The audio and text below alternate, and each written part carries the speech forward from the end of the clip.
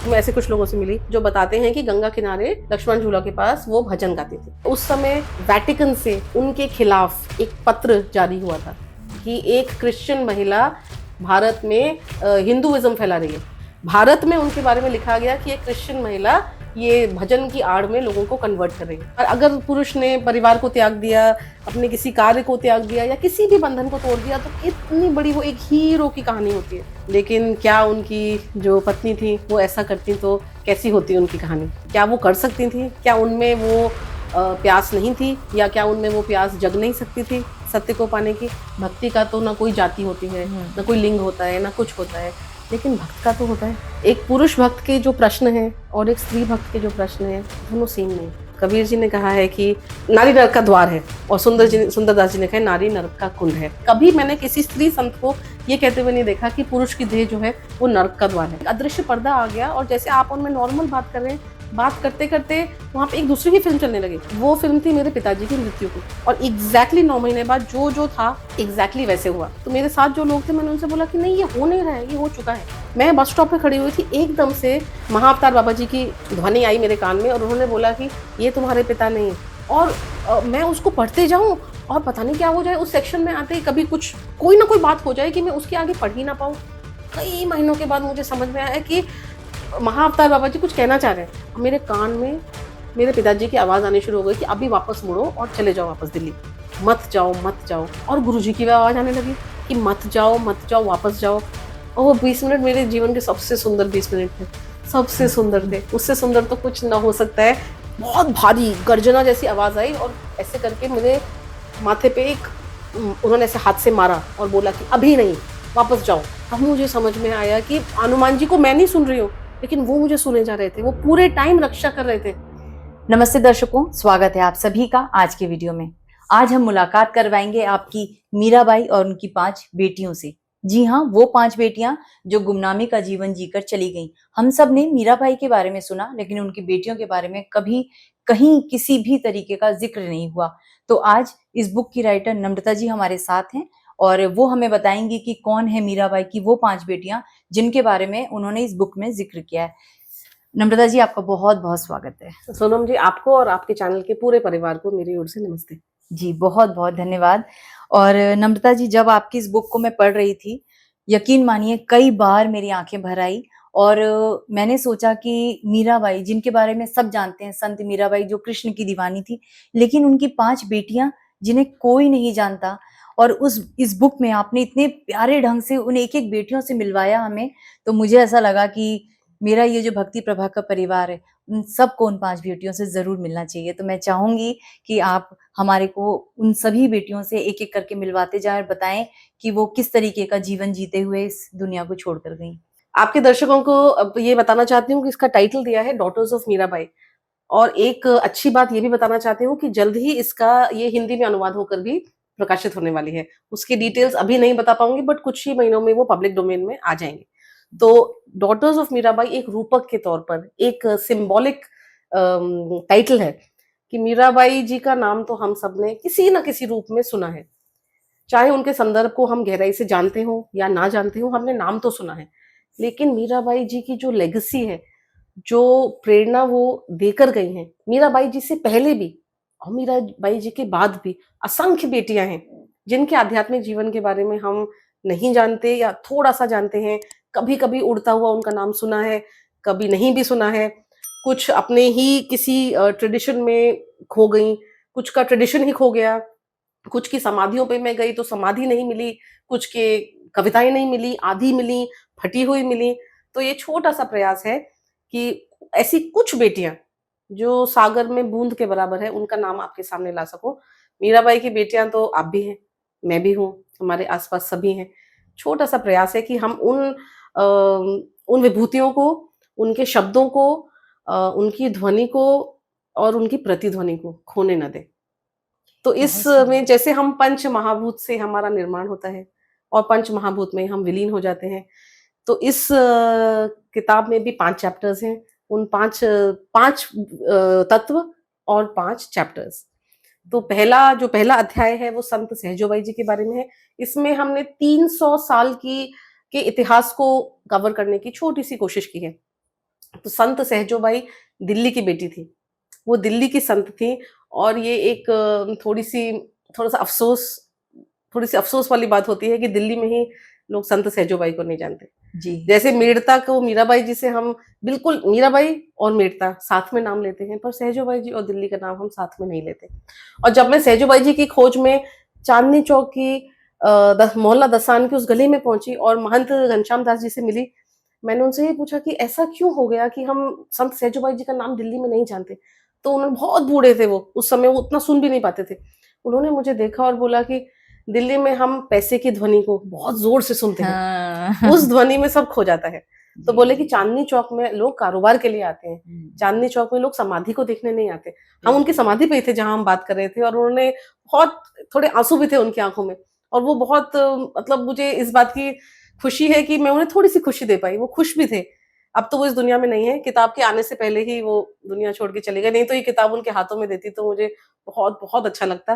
पर उन्होंने बोला कि ये ध्वनि सुनना बंद करेंगे तब तो और ध्वनियां सुन पाएंगे। तो कितनी पहला खूबसूरत। अध्याय संत सहजोबाई जी के बारे में है, जो हमको ये तो याद है कि नादिर शाह का इन्वेजन हुआ था।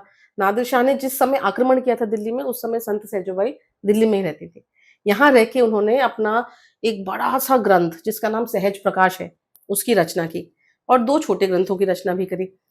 तो संत सहजोबाई जी का नाम बहुत सारे ट्रेडिशंस में से चला गया। चरणदास जी इनके गुरु थे। आज चरणदासी संप्रदाय भी बहुत छोटा-सा रह गया है। ये एक वैष्णव संप्रदाय है। इसकी 52 गद्दियाँ होती थीं, अब 2-3 से ज़्यादा नहीं है। ये सहजोबाई जी का नाम और मीराबाई जी का नाम, 2 लोगों का नाम संत साहित्य में बराबर लिया जाता है। कहते हैं संत मीराबाई इष्ट भक्ति की परिचायक हैं, और संत सहजोबाई गुरु भक्ति की परिचायक हैं। जी तो जी पहला अध्याय संत सहजोबाई जी के बारे में है। दूसरा अध्याय महात्मा भूरीबाई अलग के बारे में है। महात्मा भूरीबाई अलग भी एक छोटे से गाँव में रहती थी। एक छोटा गाँव है सरदारगढ़, जहाँ की वो रहने वाली थी, और ब्याह करके वो एक ऐसी जगह आए हैं जो अब बहुत फेमस हो गई है, जिसका नाम है नाथद्वारा। जी नाथद्वारा में वो रहती थी। वहाँ उनका, जिस घर में वो रहती थी, उसका नाम अलख आश्रम है। और आप यकीन मानिए, आप अलख आश्रम में कदम रखेंगे तो आपके ना पूरे पूरे शरीर में कंपन हो जाएगा। वो ऐसी जगह है जो इतनी साधारण है, जितना कुछ भी साधारण नहीं हो सकता, और ऐसी असाधारण शक्ति है वहाँ पे जैसी कहीं नहीं हो सकती। और वहाँ जैसे ही हम प्रवेश करते हैं, ऊपर दीवार पे लिखा हुआ है, एक ही शब्द में संत भूरीबाई के जीवन का पूरा टीचिंग है। वो बोलती ही कुछ नहीं थी, और वो कुछ प्रवचन भी नहीं देती थी, और वो कहती थी कुछ मत लिखो। तो एक शब्द लिखा है ऊपर, चुप, चुप। आप यकीन मानिए, मैं बहुत बहुत ही दुखी थी भीतर से, और बहुत शोर था मेरे अंदर। दुःख भी तो एक बहुत बड़ा शोर और ध्वनि और प्रतिध्वनि बनाता है। जी मैं उसके साथ वहाँ पे मैंने एंट्री करी, और जैसे ही मैंने वो चुप देखा, बहुत कुछ बदल गया, और मुझे लगा मैं कितनी हल्की हो गई हूँ। ये उनकी कहानी है। महात्मा भूरीबाई जी को नाथद्वारा में लोग जानते हैं, उदयपुर में, मेवाड़ में जानते हैं। मैंने पाया अपने रिसर्च में कि मारवाड़ में भी उन्हें जानते हैं, पर उसके बियॉन्ड नहीं जानते। जी और महात्मा भूरीबाई जी के बारे में कुछ हद तक अगर लिखित तौर पे हमें मिलता है, तो ओशो रजनीश जी ने उनके बारे में जी लिखा है। जी जी और वहाँ पे उनके आश्रम में 2 चीज़ें बहुत मेरे लिए बहुत प्रभावशाली थी। एक तो उनकी रसोई।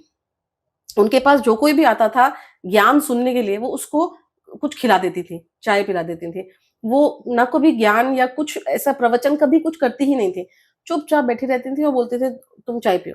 और जो आता था वो सारे सवालों के जवाब लेके वापस चला जाता था। तो बहुत सुंदर एक कहानी है उनके बारे में। कहानी नहीं, मतलब एक इंसिडेंट है कि ओशो जी उनके पास बहुत जाते थे, और एक बार ओशो जी ने बहुत इंसिस्ट किया कि आप एक किताब लिखिए। तो वो मना करती थी कि हम कुछ नहीं लिखेंगे। फिर वो इतना पीछे पड़ गए ओशो कि उन्होंने कहा चलो, मैं अगली बार तुम्हें बहुत बड़ा ग्रंथ दूँगी। और उन्होंने एक पूरा प्रोसेशन निकाला। जो उनके भक्त थे उनसे कहा अपने सर पे, भक्त नहीं थे, सॉरी, भक्त गलत शब्द है, जो उनके साथी थे, आध्यात्मिक साथी थे, भक्त तो वो कभी ऐसा शब्द तो नहीं बोलेंगे, आध्यात्मिक साथी थे, उनको बोला सर पे रख के इस ग्रंथ को तुम लेकर आओ। पूरे लंबा सा एक पूरा प्रोसेशन आया। फिर उन्होंने ओशो जी से कहा ये लो ग्रंथ, इतना बड़ा मैंने ग्रंथ लिख दिया। उन्होंने उसे खोला, खोलते गए, अंदर एक 3-4 पन्नों की एक कॉपी जैसी मिली, और उस पे उन्होंने इंक छिड़क रखी थी हर पेज पे, और पहले पेज पे ऊपर लिख दिया था राम। और बोला कि इसके आगे और इसके पीछे ना कुछ कहना पॉसिबल है, ना कुछ कहने की आवश्यकता है। तब अद्भुत। ओशो समझ गए कि, उन्होंने कहा तुम बालक हो, तुम हट कर रहे थे, इसलिए मैंने तुम्हारी बात मान ली। लो ये रहा ग्रंथ, कोई भी तुम्हारे पास आए उसको ये ग्रंथ दे देना। तो इसको काली पोथी कहते हैं। तो मैंने उसको इंग्लिश में द एम्प्टी ब्लैक बुक बोला है। तो दूसरा जो अध्याय है महात्मा भूरीबाई जी के बारे में है। तीसरा अध्याय जो है वो हमारे दार्जिलिंग के बारे में है, जिसका नाम हमने टूरिज्म में घूमने के लिए, ऐसे बहुत वादियों के लिए, सुंदरता के लिए सुना है। पर वहां पे एक योगिनी हुई जिनको उस समय पहाड़ की मीराबाई कहते थे। उनके बारे में है तीसरा चैप्टर, जिनका नाम था अंजना देवी। तो अंजना देवी जी का जीवन तो इतना छोटा सा था, 21 साल का बस उनकी लीला थी। और ये लिखते समय मुझे एक बहुत सीनियर प्रोफेसर हैं नेपाली भाषा के, दार्जिलिंग के, उनके साथ में उनके घर में खाना खा रही थी। एकदम से खाना खाते-खाते उन्होंने मेरी आँखों में देखा बहुत गहरा, और बोला कि अगर कोई पहाड़ की मीराबाई को सामने ला सकता है तो वो आप हैं। तो मैंने वाह! बोला कि अंकल आपका ऑर्डर है, इसको तो मैं करके रहूँगी। तो बस वहीं से शुरुआत हुई। उनका 1921 में 1925 में वो चली गई इस दुनिया से। आप समझ लीजिए 100 साल के बाद हमने उनके बारे में लिखना शुरू किया, लेकिन 100 साल में भी उनका सब कुछ हो चुका है, कुछ बचा ही नहीं है। लेकिन एक ढूँढते हम पहुँचे करशोंग और मिरिक के बीच में एक छोटा-सा गाँव है सिंहबुली। सिंहबुली गाँव में चाय के बागान है, सिर्फ़ चाय के बागान है वहाँ पे। वहाँ खोजते हम पहुँचे एक सज्जन के घर। उन्होंने हमें कहा कि पहले आप मेरे से एक कहानी सुनिए। वो बहुत खुश हो गए कि हम अंजना देवी को ढूँढते हुए पहुँचे। फिर बोले कि अब आप बैठिए, अब आप एक कहानी सुनिए। वो काफ़ी बुज़ुर्ग थे, उन्होंने बताया कि जब वो जवान थे, तब एक जर्मनी से रिसर्चर्स आए थे। जर्मन लोग आए थे, तो वो अभी भी बोलते थे वो व्हाइट लोग आए थे। तो बोला कि वो गोरे लोग आए थे, कहीं दूर जर्मनी देश से, और ये ऐसे जगह है जहाँ पे कोई बहुत ज़्यादा शिक्षित नहीं है। सब चाय के बागान में काम करते हैं। तो वो मुझे बोले कि हम तो पढ़े लिखे हैं नहीं, हमें पता नहीं ये गोरे लोग हमारे घर क्या करने आ गए। और बहुत सारे गोरे लोग आए थे, हाथ में बहुत कुछ लेकर आए थे। उनके पास जरी कैन था, उनके पास फ़ोटोग्राफ खींचने के लिए कैमरे-वैमरे जाने क्या-क्या था। तो बोले कि उन्होंने कहा कि हम तो ना योगिनी अंजना देवी को ढूँढने आए हैं। उन्होंने बोला नहीं, नहीं ऐसा कोई जना यहाँ नहीं रहता। तो उन्होंने बोला नहीं, नहीं वो रहते नहीं हैं, उनकी समाधि है यहाँ पे। ये जर्मनी में लोगों को पता था, लेकिन वाह! भारत में नहीं पता था। भारत में छोड़िए, उनके खुद के गाँव में किसी को पता नहीं था। ओहो! तो वो बोले कि यहाँ पे हमें बताया गया है ऐसे, हम कहीं से, वो कहाँ से सुन के आए थे वो आज तक किसी को पता नहीं। ये एक मिस्ट्री है कि वो गोरे आए कहाँ से थे और वो कहाँ को चले गए। लेकिन वो एक कुछ ऐसा हमें दे गए। उन्होंने उनसे कहा अच्छा हमारे साथ चलिए। हम भी बाद में उस समाधि पे पहुँचे। कैसे वो ऐसी जगह है जो आप इमेजिन ही नहीं कर सकते कि वहाँ पे कुछ हो सकता है। ओहो! पूरे झाड़-झंकाड़ के बीच में पहाड़ के ऊपर, जहाँ कोई वैसे ही नहीं जाएगा। वहाँ पगडंडी है, वहाँ रास्ता भी नहीं है कोई। वो जो गोरे थे वो उनके पीछे पड़ गए कि नहीं आप चलिए। चलते वो एक जगह पहुँचे जहाँ पे वाक़ई में एक कोई समाधि थी। लेकिन उसमें कुछ लिखा हुआ नहीं था, कुछ था नहीं, वहाँ पे उससे वो झाड़ियाँ उगी हुई थी। तो तब मुझे उन्होंने, भाई साहब ने बताया कि एक चमत्कार हुआ। ये जो लोग आए थे, इन्होंने अपना जरी कैन खोला, उसमें पता नहीं कौन-सा केमिकल था, उन्होंने समाधि के ऊपर डाला और धीरे-धीरे नाम उभर के आने लगा हाँ। और उसमें लिखा था अंजना देवी। वो केमिकल रहा होगा उसको जी, क्लियर जी। करने के लिए। जी, जी, और जी। उन्होंने जैसे मुझे बताया ना, हम सब लोग जो सुन रहे थे हमारे रोंगटे खड़े हो गए। बोले चमत्कार! ऐसा लगा अंजना देवी जी खुद अपनी समाधि से बाहर आ रही हैं और दुनिया को अपना नाम दिखा रही हैं। फिर हम उस समाधि पे गए, बहुत देर तक मैं खड़े होके वो देखती रही, मेरी आँखों में आँसू आए और मैंने बोला कोई नहीं, 100 साल के बाद आपका नाम और आपकी कहानी और आपके शब्द पहुँचेंगे दुनिया तक। तो उन गोरे लोगों ने उनका नाम सामने लाया, तब उनके पूरे गाँव ने कहा, "अरे! अरे! यहाँ पे ऐसा भी कोई था?" फिर पता चला कि कुछ साल पहले जयपुर से लोग आए थे, उन्होंने कल्याण पत्रिका में एक आर्टिकल लिखा था। वो आर्टिकल भी मिल गया मुझे। उसमें उन्होंने इनके बारे में, पहाड़ जयपुर से ढूँढते हुए वो दार्जिलिंग पहुँचे थे। इस मीरा के बारे में लिखने के लिए। तो तीसरा अध्याय इस मीरा के बारे में है। चौथा चैप्टर है वंदना माता जी के बारे में। इनका जीवन भी इतना इंटरेस्टिंग है और इतना बहुत ही ब्रेव जीवन था उनका। वंदना माता जी बॉम्बे में रहती थीं। उनका जो जन्म का नाम था वो एक ज़ोरास्ट्रियन पारसी, जिन्हें हम कहते हैं पारसी जी, कम्युनिटी, जी, जी। भारत की एक छोटी-सी कम्युनिटी है। बहुत पुराने एक धर्म को ये फ़ॉलो करते हैं, है ना? हुँ। ज़ाराथुस्त्रा इनके जी, प्रॉफ़ेट थे ना? जी। तो वो इस ऐसी फ़ैमिली में पैदा हुई थी। इनका जन्म का नाम था गूल। गूल मतलब ये बहुत सुंदर फ्लावर। गूल अच्छा। ढाला इनका नाम था। गूल आई थिंक रोज़ को बोलते हैं शायद, गुलाब के फूल ओके, को। ओके। तो गूल ढाला इनका नाम था और ये सोफिया कॉलेज में पढ़ती थी बॉम्बे में। सोफिया कॉलेज में पढ़ते-पढ़ते वो कुछ ऐसे उस समय के ऐसे क्रिश्चियन संत ही कहेंगे उनको या क्रिश्चियन थिंकर्स के संपर्क में आई और जीसस की तरफ इनको इतना आकर्षण हुआ और जीसस के टीचिंग्स में इनको इतना अपने लिए इतना अर्थ और इतनी गहराई मिली कि फिर उन्होंने धर्म अपना बदल लिया और इसमें उन्हें घर से बहुत बहुत बहुत कठिनाई हुई। उनके घर वाले बहुत नाराज थे, बहुत कुछ हुआ, पर बाद में उनके परिवार को ढूंढ लिया मैंने कहीं से और उनसे मेरी बात होती है, 3 जनरेशन आगे मेरी बात हो रही है और उन्होंने कहा कि नहीं, बाद में उन्होंने उनको अपना लिया था। वो चली गई, वो पूरे भारत में उन्होंने ये नहीं कि उन्होंने वो एक नन बन गई और वो एक कंफर्टेबल क्रिश्चियन उसमें रहने लगी, ऐसा नहीं है। उन्होंने वो क्रिश्चियन वाला जो एनवायरनमेंट था, कॉन्वेंट वाला, उन्होंने उसको भी रिजेक्ट कर दिया। उन्होंने बोला कि नहीं, ये मुझे बहुत बांध रहा है। वो किसी भी चीज़ से बंधने को तैयार ही नहीं थी और उन्होंने किसी भी धर्म को छोड़ा नहीं, ना ही ज़ोरास्ट्रियन धर्म को छोड़ा, उसकी टीचिंग्स को छोड़ा, ना ही क्रिश्चियन टीचिंग्स को छोड़ा, ना ही इस्लामिक टीचिंग्स को छोड़ा, ना हिंदू टीचिंग्स को छोड़ा, ना बुद्धिस्ट टीचिंग्स को छोड़ा। वो सारे धर्मों के संभाव को लेकर चलती थी और उनको फिर ये क्रिश्चियनिटी में कन्वर्ट होके भी ऐसा नहीं है कि उनको अपने सारे सवालों के जवाब मिल गए। फिर उन्होंने यात्रा शुरू करी। वो पहुंच गई ऋषिकेश और शिवानंद आश्रम से जुड़ी रहीं, बहुत लंबे समय तक शिवानंद आश्रम से जुड़ी रहीं और उन्होंने काफ़ी कष्ट सह के एक आश्रम बनाया। जय हरिखाल एक पहाड़ में जगह है ऊपर, लैंसडाउन के ऊपर, लैंसडाउन बहुत फेमस हो गया है अभी, जी, उसके ऊपर जी। जय हरिखाल एक छोटा-सा गाँव है, वहाँ पे उन्होंने अपना आश्रम बनाया और उनको जब वो सर्दियों में ऋषिकेश में रहती थी और गर्मियों में जय हरिखाल में रहती थी और ऋषिकेश में बताते हैं लोग, मैं ऐसे कुछ लोगों से मिली जो बताते हैं कि गंगा किनारे लक्ष्मण झूला के पास वो भजन गाती थी। अब वो भजन कोई किसी धर्म के भजन नहीं होते थे, वो ईश्वर के भजन होते थे। उसमें क्रिश्चियन भजन भी होते थे, हिंदू भजन भी होते थे। ऐसे भजनों को क्या हिंदू और क्या क्रिश्चियन बोलना, पर वो ऐसे भजन वहाँ पे गाती थी और उन्होंने बहुत सारी पुस्तकें लिखी। आज उनका नाम बहुत कम लोग जानते हैं। जी। क्रिश्चियन ट्रेडिशन में भी बहुत कम लोग जानते हैं और ट्रेडिशन में तो हम छोड़ ही दें। आप ये समझ लीजिए उस समय वेटिकन से उनके खिलाफ एक पत्र जारी हुआ था कि एक क्रिश्चियन महिला भारत में हिंदुइज्म फैला रही है। ऐसे क्रिश्चियन वेटिकन ने, उनके हेडक्वार्टर ने उनको रिजेक्ट कर दिया था। भारत में उनके बारे में लिखा गया कि एक क्रिश्चियन महिला ये भजन की आड़ में लोगों को कन्वर्ट कर रही है। तो इधर से भी उनके खिलाफ लेटर आया, उधर से भी उनके खिलाफ लेटर आया, लेकिन वो भजन गाती थी। उनके भजन भी आज कहीं नहीं मिलते, पर मुझे कहीं से मिल गए। उनका भी अनुवाद करके इस किताब में हमने लिखा है। और आखिरी हमारा चैप्टर है नान उमरीगर जी के बारे में। मैंने इसी चैनल पे कुछ पॉडकास्ट सुने थे जिसमें laws of the spirit world Khurshid Bhavnagari ji के बारे में है ना जिक्र हुआ था। तो उनसे बहुत गहरा जुड़ाव है नान उमरीगर जी का। नान उमरीगर जी का की लाइफ स्टोरी भी खुर्शीद जी की लाइफ स्टोरी से थोड़ी सिमिलर है और जब उनको ये कष्ट हुआ उनके पुत्र की मृत्यु के बाद, तो उनको गाइडेंस खुर्शीद भावनगरी जी ने दी थी। तो सबसे पहले उनके पास गई थी। तो आखिरी चैप्टर नान उमरीगर जी और उन्होंने कैसे गुरु भक्ति प्राप्त करी बहुत पीड़ा और दुख के बाद, अपने पुत्र की अकस्मात मृत्यु के बाद, और कैसे मेहर बाबा, अवतार मेहर बाबा, जो मेहराबाद आपने शायद नाम सुना होगा।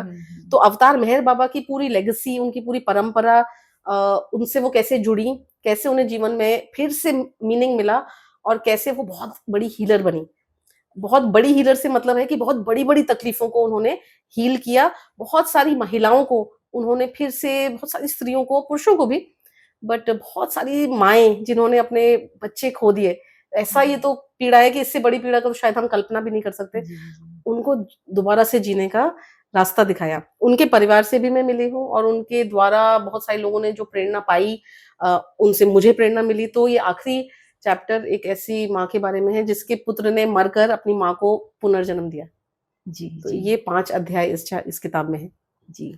नम्रता जी, आपको पता नहीं है कि आपने उन 5 देवियों को, उन 5 संतों को पुनः जीवित किया जो गुमनामी में खो गई थी। और सबसे ज्यादा दुख की बात ये होती है कि जितने पुरुष संत थे ना, उन्हें सब जानते हैं। ज्यादातर पुरुष संतों के बारे में कहीं ना कहीं व्याख्यान है हमारे इस सनातन संस्कृति में, मिलेगा आपको। लेकिन महिला संतों को वो स्टेटस, वो इज्जत, वो तवज्जो दी ही नहीं गई और वो गुमनामी में खो गई।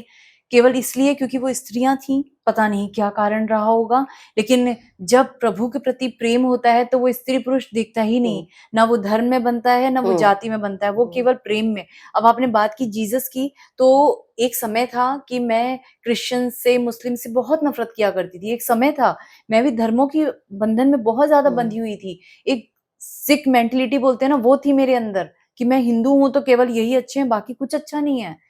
कितनी कहते हैं ना, बीमारी से ग्रसित थी, ये सड़ी हुई बुद्धि थी मेरी। और अब मैं जब देखती हूँ ना कि संतों को, भगवान के प्रेम को आप किसी चीज में बांध नहीं सकते, वो केवल दिल जानता है और केवल वो प्रेम समझता है, जी, है ना। और आपने ट्रस्ट कीजिए, जब इस बुक को पढ़ रही थी तो मैं हर रोज जब सोने से पहले इस बुक को पढ़ रही थी तो मैं ये सोचती थी कि इस व्यक्ति ने इनको ढूंढने में कितनी मेहनत की, क्योंकि आप एक एक जगह गई, उनके परिवारों से मिली उस गांव में, और वो मतलब मैं उसको विजुअलाइज करती थी। तो आप क्योंकि एक प्रोफेसर हैं, दिल्ली यूनिवर्सिटी में पढ़ा रही हैं, आपका परिवार है, आप सब कुछ छोड़कर रिसर्च के लिए जा रही हैं, आपको आपके परिवार की अनुमति मिली होगी, नहीं मिली होगी, कैसे आपने सब कुछ किया होगा।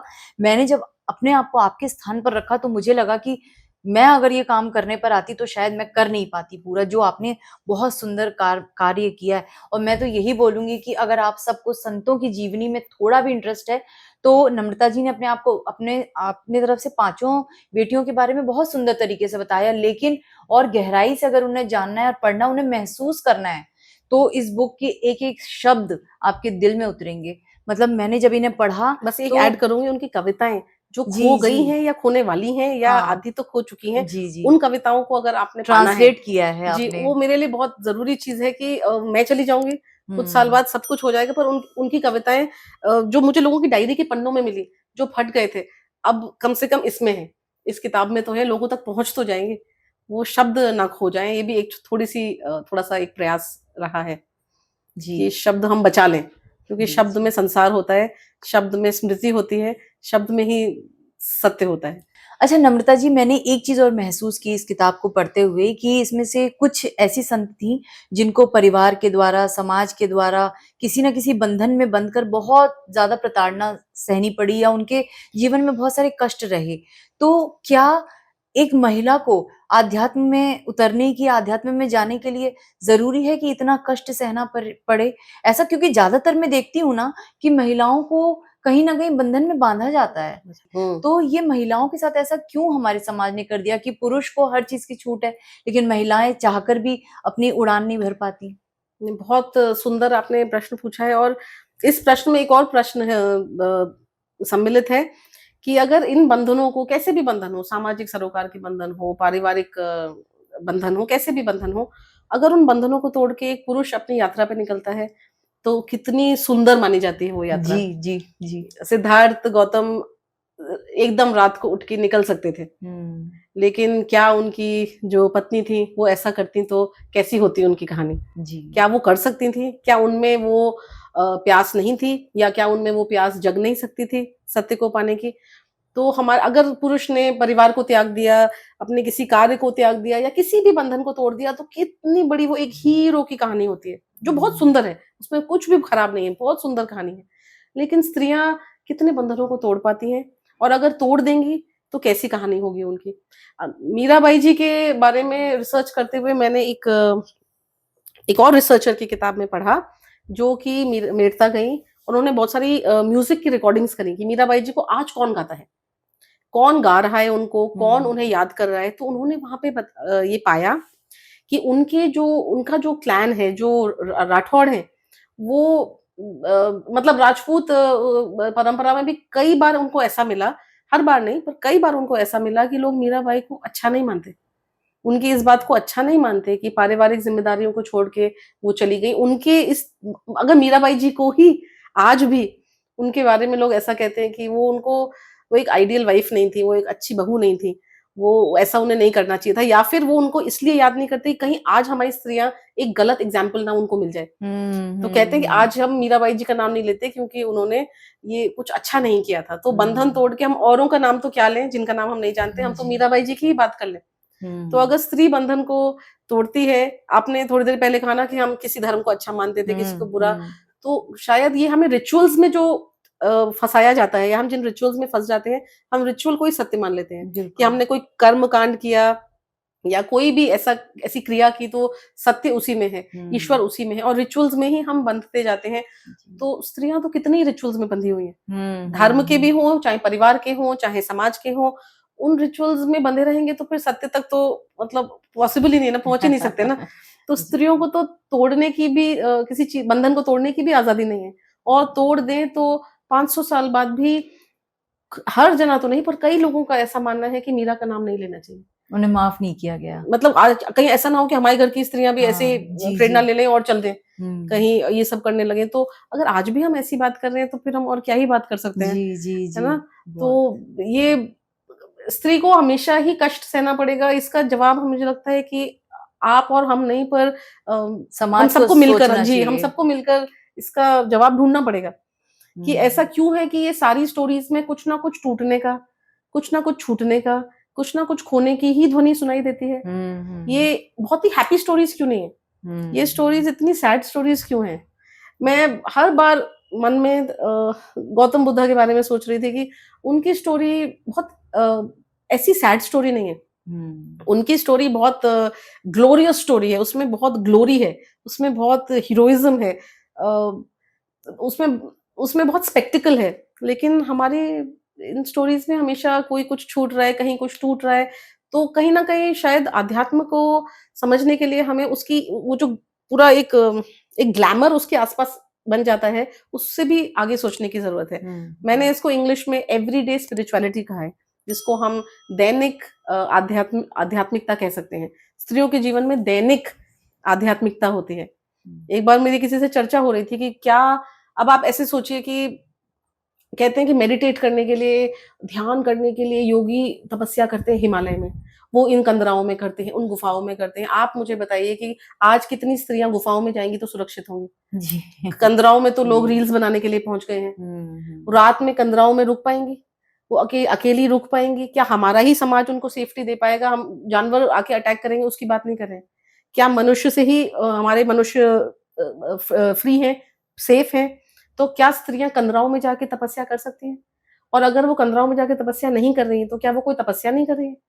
क्या वो अपने विवाह के जीवन में, अपने पारिवारिक जीवन में, अपने सामाजिक जीवन में, अपने प्रोफ़ेशनल जीवन में, हर जीवन के हर पड़ाव पे वो तपस्या नहीं कर रही है? तो क्या तपस्या कंदराओं में ही होती है? क्या जी, तपस्या जी। किचन में नहीं होती? मैंने एक बार किसी से कहा था कि क्या आलू का पराठा बनाते हुए मुझे ईश्वर के दर्शन नहीं हो सकते? क्या उसके लिए मुझे किसी एक पोस्चर में बैठ के या किसी एक धर्म का आइडेंटिटी बना के या ऐसा कुछ रिचुअल करके ही करना पड़ेगा?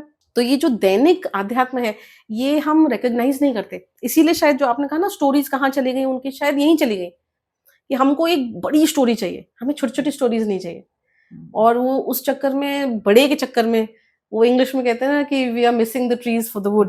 तो वो हुँ। कहीं न कहीं वो बड़े के चक्कर में जो है, छोटी-छोटी स्टोरीज़ जो छोटी हैं नहीं, हमने हाँ। छोटा उनको समझ लिया जी, है, जी, जी। वो खो गई। जी। तो ये मुझे लगता है कि समाज को बहुत जवाब देना पड़ेगा इसके बारे में कि हमारा समाज बहुत दोषी है। बहुत सारी महिलाएँ अपने पंख इसलिए काट देती हैं कि उन्हें पारिवारिक स्वीकृति नहीं मिलती। वो बहुत सारे बंधनों में बंधी जी। हुई है, उसके साथ इतने रिश्ते हैं। पुरुष को हर चीज़ की आज़ादी है, लेकिन अभी भी हमारा समाज इतना, आज हम एआई के ज़माने में होते हुए भी कहते हैं कि विमेन को बिल्कुल इक्वालिटी मिल गई है, लेकिन नहीं। अगर आप आध्यात्मिक पॉइंट ऑफ व्यू जी। से देखेंगे तो आध्यात्मिक पॉइंट ऑफ व्यू से स्त्रियों को अभी भी आज़ादी नहीं मिली है। हुँ। बहुत चीज़ों का बंधन है उन्हें। और आपने बहुत सुंदर एक बात कही कि आध्यात्म केवल आँख बंद करके एक पोस्चर में बैठने का मतलब ही ध्यान करना नहीं है। ध्यान हम चलते-फिरते उस प्रभु के साथ उसकी याद में भी वही हमारा ध्यान है। बहुत सुंदर ढंग से आपने हुँ। चीज़ों को समझाया नम्रता जी, मतलब हैट्स ऑफ टू यू। मैं इसी में एक ही बस बात जोड़ना चाह रही थी कि देखिए, भक्ति का तो जैसे सोनम जी ने कहा कि भक्ति का तो ना कोई जाति होती है, ना हुँ, कोई लिंग होता है, ना कुछ होता है, लेकिन भक्त का तो होता है। हुँ, एक पुरुष भक्त के जो प्रश्न हैं और एक स्त्री भक्त के जो प्रश्न हैं, दोनों सेम नहीं है। नहीं होते। उनका उत्तर ज़रूर सेम होगा, क्योंकि उत्तर तो वहीं से आ रहा है, लेकिन वो उत्तर आता कैसे है आप तक, वो अलग-अलग होता है। इसमें एक जगह हमने ये ज़िक्र किया है, देखिए आप सबने कबीर जी का नाम सुना है हुँ, हुँ, और हुँ, आपने सुंदरदास जी का नाम भी सुना होगा। हुँ, हुँ। बहुत लोगों ने तो सुना ही होगा, उनके जी के दोहे भी बहुत बोले जाते हैं, बहुत जाने-माने हैं। मेरा एक जगह ये सवाल बार-बार मुझे आ रहा था और इसका जवाब मुझे महात्मा भूरीबाई ने दिया।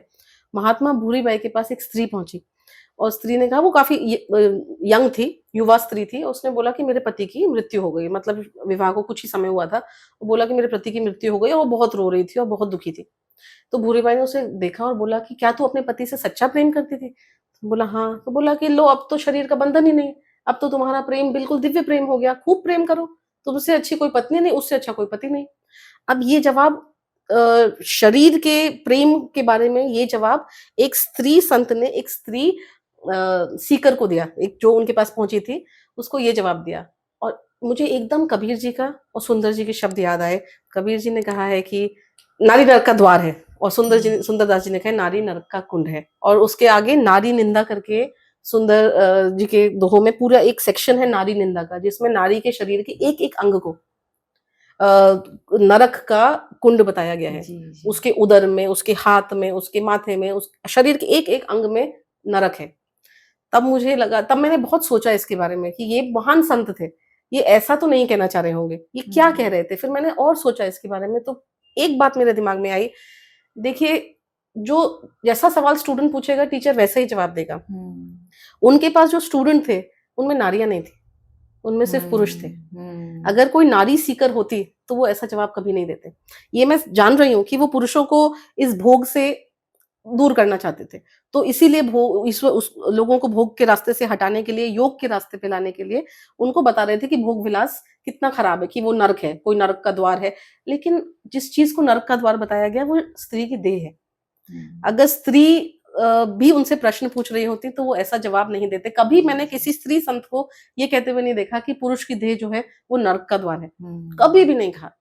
संत महात्मा भूरीबाई ने इसका अलग ही जवाब दिया कि अब तो देह है ही नहीं, देह से कोई प्रॉब्लम नहीं है, पुरुष की देह खराब नहीं है, स्त्री की देह भी नरक नहीं है, लेकिन अब देह के आगे भी एक प्यार होता है। यही बात शायद सुंदरदास जी कहना चाह रहे थे, शायद कबीरदास जी कहना चाह रहे थे, पर कैसे कहा उन्होंने। तो क्या स्त्री संतों को तो छोड़िए, क्या स्त्री सीकर को क्या कहेंगे हिंदी में, मेरे को शब्द नहीं आ रहा, क्या स्त्री भी पहुंची थी सवाल पूछने। तो हमारे इतिहास में पुरुष टीचर भी हैं और पुरुष स्टूडेंट भी हैं, हाँ। लेकिन स्त्री टीचर भी नहीं है और स्त्री स्टूडेंट भी नहीं है। जी, जी। तो क्या मैंने उसमें लिखा था कि यत पिंडे तत् ब्रह्मांडे, तो क्या स्त्री का शरीर पिंड नहीं है? क्या वो सिर्फ पुरुष का ही शरीर पिंड है और स्त्री का तो नरक का द्वार है? तो थोड़ा हमें इस पे सोचने की जरूरत है। ये किताब बहुत सारे ऐसे प्रश्न खड़े करती है इस समाज के लिए और हम सबके जीवन के लिए, जिस पर हमें विचार करना बनता है। क्योंकि हमने बहुत सारी चीजों को बहुत लाइटली लिया कि अरे इसने कहा तो क्या फर्क पड़ता है, लेकिन अगर आप उसकी गहराई में जाओ तो जैसे आपने सुंदरदास जी और कबीर के दोहों के बारे में समझाया कि कहने का मोटिव कुछ और था, शब्दों का हेर फेर कुछ और कह गया और समझने वाले ने कुछ और समझ लिया। बस वही बात है कि हम अगर अपनी इसको थोड़ा सा इसके अपने चक्षुओं को खोलें तो हमें चीजों को समझ में आएगा कि ना तो स्त्री छोटी थी ना पुरुष छोटे थे, लेकिन हमने क्योंकि स्त्रियों को तो कभी एक वैल्यू के वो सिस्टम में रखा ही नहीं, तो हमने उनको नरक का द्वार कह दिया। लेकिन हम ये भूल गए कि इस धरती पर लाने वाली वही स्त्री है, और तुम्हें तुम्हारे जो हम कहते हैं जिसको कि आपका परिवार आगे बढ़ाने वाली जो आपको संतान देती है वो भी स्त्री है। हर कोई स्त्री, आप एक परिवार देखिए जहाँ स्त्री ना हो वो परिवार कितना बिखरा हुआ दिखता है। स्त्री से सब कुछ है लेकिन हम उसी स्त्री की कभी केयर ही नहीं क्या करते। उदाहरण देने के लिए स्त्री की देह को ये बोलना मतलब आवश्यक था? क्या इसी उदाहरण को किसी और तरह से दिया जा सकता था कि भोग ही नरक का द्वार है? बिल्कुल। मैं तो ना पुरुष की देह को आप नरक बताइए ना स्त्री की देह को नरक बताइए, क्योंकि दोनों ही नरक नहीं है। ये मत बताइए, आप ये कह दीजिए कि तुम्हारी वासना नरक का द्वार है, तुम्हारा जो भोग है वो नरक का कुंड है। आप ऐसा भी तो हम बता सकते थे ना। तो क्या हमारी भाषा बदल सकती थी अगर क्योंकि संत भी तो इस दुनिया संसार में ही रह रहे थे ना। तो मैं तो बस बार बार ये कह रही हूँ कि क्या स्त्रियां उनसे अगर सवाल पूछती तो वो कोई और उदाहरण देते, शायद इस बात को शायद किसी और तरह से कहते। अब स्त्रियां पढ़ भी रही हैं, घर से निकल भी रही हैं, सवाल भी पूछ रही हैं, तो वो ये भी पूछेंगे, भाषा को भी वो एनालाइज तो करेंगे। जी जी। अच्छा नम्रता जी, आपने इस बुक में कहीं ना कहीं ऐसा लिखा कि इस बुक को लिखते हुए आपकी खुद की इनर हीलिंग हो गई, वो कैसे हुआ? वो तो इतने सारे अनुभव है, लेकिन कहीं ना कहीं इस किताब की शुरुआत तो 2015 में हो गई थी। 2015 में मैंने अपना शोध किया था क्रिश्चियन विमेन मिस्टिक्स के ऊपर, जो इंग्लैंड की क्रिश्चियन संत थी, उन पे मैंने काम किया था। उन पे काम करते-करते एक जिज्ञासा आई थी कि हमारी बहुत सारी संत हैं जो हम जिनको बारे में नहीं जान रहे। शायद किसी दिन उनका नाम सामने आ सके, और वो जिज्ञासा सब दैनिक उसमें वो चली गई, वो कहीं छुप गई। थोड़े टाइम के लिए सो गई, पीएचडी हो गई और चीज़ें चलती रहीं। 2020 में मैं वो कोविड के समय हम सब लोग इंटरनेट पे हमेशा रहते थे, तो मैं वो पढ़ रही थी हिंदवी की वेबसाइट में सहजोबाई जी का बानी के क्या एक दोहा आया। वो पढ़ते ही वो जो जिज्ञासा सो गई थी, वो जग गई, और मुझे लगा हे भगवान, मैं 5 साल से सो रही थी, ये मैंने क्या किया? और बस वहीं से खोज शुरू हुई। और उसी समय बहुत सारे आध्यात्मिक अनुभव हुए, बहुत सारे पीड़ाएँ थीं, हुईं, और वहाँ से ना ये दोनों यात्राएँ जुड़ती चली गईं। मेरी अपनी छोटी-सी यात्रा और संतों की कृपा। इन संतों ने ही मार्ग दिखाया है, इन्होंने हर हर चीज़ को जोड़ा है। कहाँ से कोई एकदम से मदद करने आ गया, कहाँ से कोई, आपने पूछा ना मैं कहाँ-कहाँ जा रही थी, मैं किसी बजट के बिना, कोई इसमें स्पॉन्सरशिप नहीं थी, कोई ये स्पॉन्सर्ड प्रोजेक्ट नहीं था। मेरे अपने ही बजट से लिमिटेड अपनी मिडल क्लास लाइफ में जो भी मैं जोड़-तोड़ करके कर पा रही थी, वैसे मैं जा रही थी, लेकिन कहीं कोई कष्ट नहीं हुआ। इतना सा भी कष्ट आज तक नहीं हुआ, क्योंकि इनकी कृपा थी। मैं इनका नाम लेके घर से निकलती थी, पहले अपने गुरु का नाम, फिर संत सहजोबाई का नाम, कि अब आप चाहेंगी तो ये होगा, और आप नहीं चाहेंगी तो ये नहीं होगा। तो जो उन्होंने चाहा उतना हुआ, तभी मैं कहीं समाधि तक पहुँची, कहीं किसी की डायरी के पन्ने मिले फटे हुए, कहीं कुछ मिला, जैसा इन्होंने चाहा वैसा हुआ। उसी समय मेरी अपनी यात्रा 2015 से चल रही थी। बस एक बात यात्रा के बारे में बताना चाहूँगी, 2017 में मुझे मैं कैसे इसको बताऊँ, ये ना ऐसे जैसे आप और हम बात कर रहे हैं, और आपके और हमारे बीच में एक अदृश्य स्क्रीन आ जाए। जैसे कि कोई वो नहीं होता, पर्दे पे फ़िल्म दिखाते हैं ना, एक हुँ। अदृश्य पर्दा, अब वो कहाँ से आया वो मुझे मालूम नहीं, और वो क्यों आया मेरे पास, ये मैं ज़रूर समझ गई। पर वो पर्दा पहले तो मुझे नहीं समझ में आया, एक अदृश्य पर्दा आ गया, और जैसे आप और मैं नॉर्मल बात कर रहे हैं, बात करते-करते वहाँ पे एक दूसरी ही फ़िल्म चलने लगी, और वो एक ही फ़िल्म थी। अ, वो फ़िल्म थी मेरे पिताजी की मृत्यु की। एक-एक सीन, उसका एक-एक सीन आपको, आप विश्वास करेंगे या नहीं करेंगे पता नहीं। अस्पताल में कौन-सी जगह उनका बेड होगा, कौन से फ्लोर पे होगा, उनकी मृत्यु होगी, किस बीमारी से होगी वो मैं नहीं देख पाई उस फ़िल्म में। और कौन-कौन रो रहा होगा वहाँ पे हॉस्पिटल में, फिर घर में कौन रो रहा होगा, फिर घर में कहाँ पे बॉडी रखी होगी, फिर एक-एक जो क्रिया होती है वो कैसे होगी। वो पूरी फ़िल्म जैसे ऊपर से ईश्वर ने एक पर्दा गिराया और उसमें पूरी फ़िल्म चलानी शुरू कर दी, और वो 9 महीने तक वो फ़िल्म चलती ही चली गई। वो कब आती थी, वो मेरे कंट्रोल में नहीं था। वो मैं सोते हुए सपने में नहीं आ रहा था। ये आपसे और मैं यहाँ पे मैं खाना बना रही हूँ और वो अलग ही फ़िल्म चल रही है। मैं सड़क पे चल रही हूँ, मेट्रो में हूँ, फ़िल्म चल रही है। तो वो फ़िल्म चलने लगी, और वो फ़िल्म पहले मान लीजिए हफ़्ते में 1 बार आती थी, तो फिर वो हफ़्ते में 2 बार आने लगी। ऐसे करके इंटेंसिटी उसकी और फ्रीक्वेंसी बढ़ती गई। तो वो इतनी ज़्यादा बढ़ती गई कि पहले तो मुझे लगा कि सपना था, और जबकि मेरे पिताजी बीमार भी नहीं थे और कोई ऐसे मृत्यु की कोई बात भी नहीं थी। फिर मुझे लगा कि ये ऐसे सपना है, फिर पता चला कि नहीं वो ऐसा नहीं है, क्योंकि अब वो ज़्यादा ही हो रहा था, और मैंने किसी को नहीं बताया, मुझे लगा मैं पागल हो रही हूँ, और मुझे लगा ये मेरे साथ हो क्या रहा है। लेकिन मेरे पिताजी भी, मैं तो मानूँगी कि कुछ संत कृपा से ही थे, वो हमेशा ही मृत्यु के बारे में, शरीर और आत्मा के अलग होने के बारे में, वो बहुत ऐसे हमको, वो अलग ही किसी प्रकार के इंसान थे। वो ऐसे इंसान थे कि वो मृत्यु को बहुत पसंद करते थे, और वो हमेशा बोलते रहते थे कब कब कब मृत्यु आ जाए, और कोई भी मरता था तो वो उसको बहुत अच्छा एक रिलीज़ मानते थे, कि कितना बड़ा देखो उसको फ्रीडम मिल गई, और ऐसे हुँ। अलग टाइप से ही मृत्यु से ऑब्सेस्ड थे वो। उनको ना बूढ़े होने से कोई वो था, वो हमेशा से बूढ़ा होना चाहते थे, और वो हमेशा से मरना चाहते थे, और वो कोई भी मरता था तो वो मुझे हमेशा वहाँ लेके जाते थे, और बोलते थे कि अब देखो मृत्यु को सोचो, कितनी बढ़िया चीज़ है, और क्या-क्या मृत्यु के बाद हमें मिल सकता है, और हम कितने फ्री हो सकते हैं। तो फाइनली मैंने कहा मुझे इन्हीं को बता देना चाहिए। वो बहुत मज़ाक करते थे, उनका मेरा कुछ अलग ही टाइप का रिलेशनशिप था। तो मैंने कहा कि भाई आपका तो टिकट कट गया। मैंने ऐसे ही बोला उनसे भी, तुम्हारा तो टिकट कटने वाला है, क्योंकि वो फ़िल्म मुझे दिख गई। हम लोग बहुत दोस्तों की तरह बात करते थे, पिता-पुत्री जैसा कुछ भी नहीं था। तो वो बोले कि सच में? मैंने कहा कट गई, मेरे पास बहुत वो आ रहा है। वो इतने खुश हो गए, आप यकीन मानिए वो इतने खुश हो गए, ऐसा लग रहा था मुझे कि अब वो पार्टी करने लगेंगे, खुशी के मारे। वाह, वाह, वाह, वाह! मैं तो चला। फिर उन्होंने मुझे देखा कि मेरे आँखों में आँसू थे, फिर बोले, "अब वो तो तुम्हारी प्रॉब्लम है, अब तुम सीखोगी, अब तुम सीखो।" अब वो हमेशा मज़ाक करते थे मुझसे, और मैं भी उनसे मज़ाक करती थी। तो बोले कि, "अब आया हूँ पहाड़ के नीचे, अब पता चलेगा तुम्हें, अब सीखो।" फिर उन्होंने देखा कि मैं फिर भी रो ही रही हूँ, तो बोले, "अच्छा ठीक है, रुको।" फिर वो गए, फिर एक किताब ले आए मेरे लिए। खुर्शीद भावनगरी की लॉज ऑफ द अच्छा। Spirit world. और जी। मैंने कुछ नहीं सुना था इस किताब के बारे में, मुझे कुछ पता नहीं था। और आपको यकीन मानिए मैं स्पिरिट कम्युनिकेशन को मानती थी कि एक फ्रॉड चीज़ है, ऐसा कुछ भी नहीं होता है, ये ऐसी दिखावे की बात है।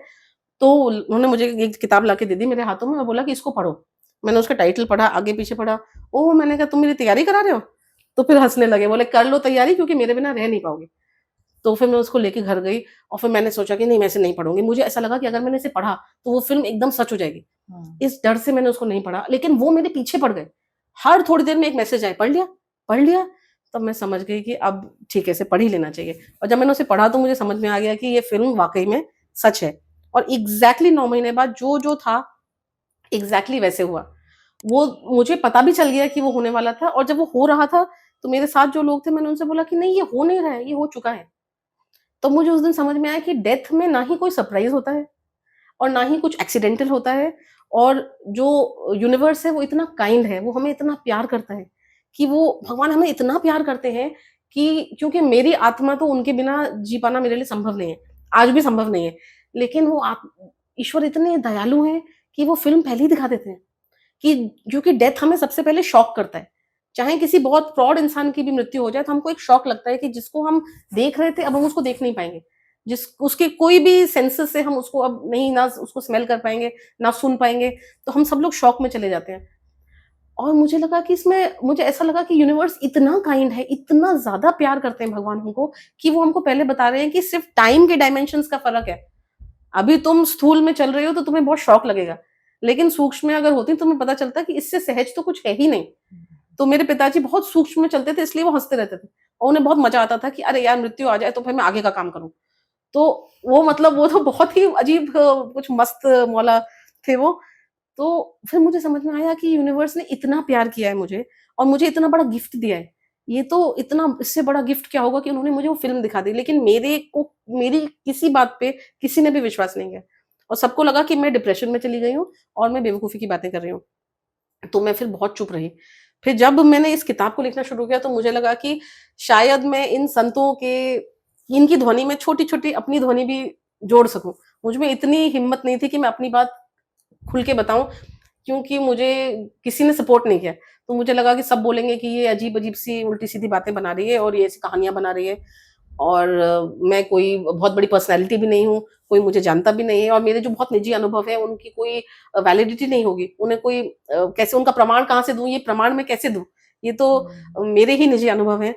तो फिर मैं इसके बारे में कुछ चुप रही लेकिन फिर संतों के अनुभव से धीरे-धीरे मुझे लगा कि प्रेरणा उनकी मिली उनका आपको। कृपा है तो उनकी बात सामने लाऊँगी और थोड़ी-थोड़ी सी मेरी बात भी सामने आ जाएगी और बहुत सारी हीलिंग हुई क्योंकि हीलिंग की ज़रूरत हमें तब होती है जब हम किसी चीज़ को प्रोसेस नहीं कर पाते हैं।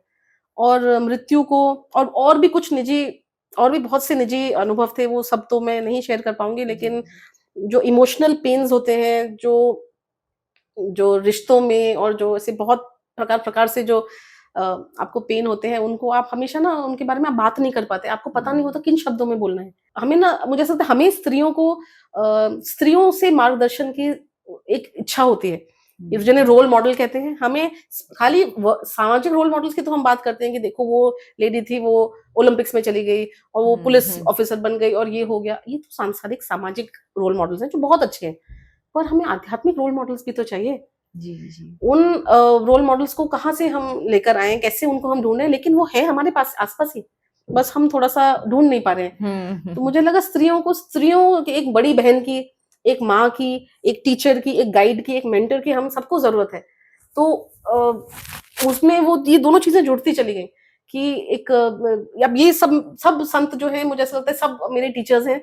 हम सबके टीचर्स हैं और हम इन्हें कभी भी हम इनसे बात कर सकते हैं और वो हमेशा हमें हमारे सवालों के जवाब देंगे।